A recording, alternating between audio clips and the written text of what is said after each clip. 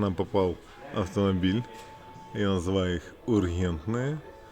Притянули. Поломку нашли быстро. Вот такая штука у него. Палка была поломана. И он вторая часть. Что-то развалилось в полуось. Клиент попросил склеить. Или армированным скотчем, или сваркой. Ну, мы хотим больше заменить, а он хочет склеить. Он, наверное, умеет склеивать.